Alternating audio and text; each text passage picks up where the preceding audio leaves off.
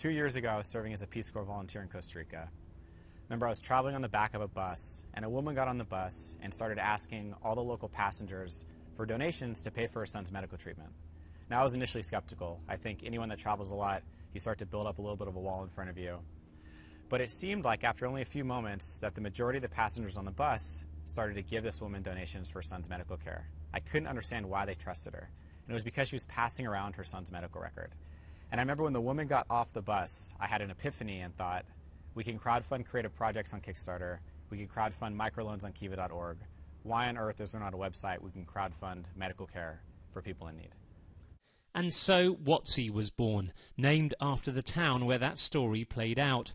A year after launch, its founder tells me the crowdfunding non-profit has provided one-off medical treatment for 550 patients.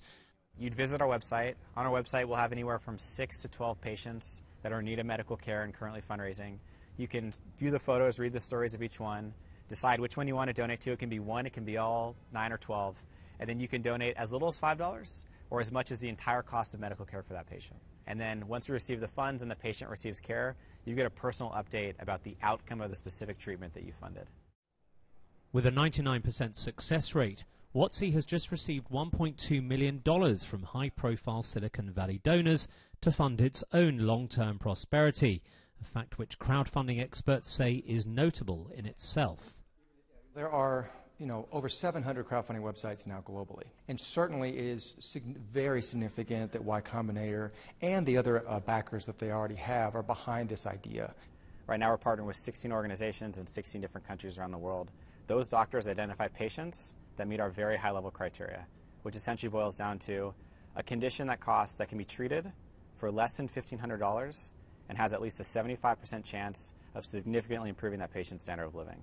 The doctors on the ground identify patients that meet that criteria, send their profiles to us, post it on our website, donors fund the patient's medical care, and then the doctor provides care to that patient. Crowdfunding is a bit of a buzzword here in Northern California, but until now it's been used largely by businesses and individuals to fund their own specific projects. Moving it into healthcare philanthropy does raise some potentially awkward ethical issues.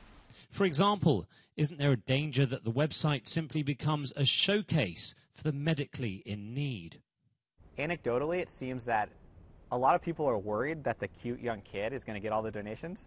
So there might actually be, a proclivity towards funding medical care for the elderly or people that perhaps aren't as photogenic. My hunch would be that it washes out. Again, it never impacts whether or not someone receives medical care because we guarantee funding.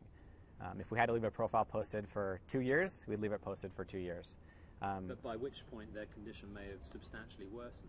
Yeah, so the way Watsi works is that when we receive a patient profile from a doctor, we guarantee funding for that patient, and we tell the doctor, you can provide medical care to this patient whenever is medically appropriate. Watsi can undoubtedly boast some small-scale success stories, but it's questionable whether it's likely to create more than a ripple in the ocean of international aid.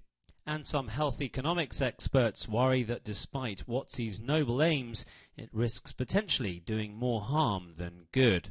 If you're relying on crowdsourcing and showcasing particular instances of people who have heart-tugging stories, then you may be funding people who seriously need help, and you may be saving their life. But with that saved money, could you have saved many more individuals by investing in even more cost-effective global health efforts, for example, on prevention?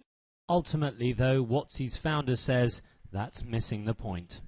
What we're doing at Watsi, it's not just about tugging at the heartstrings, rather it's about establishing dignified, positive connections between human beings.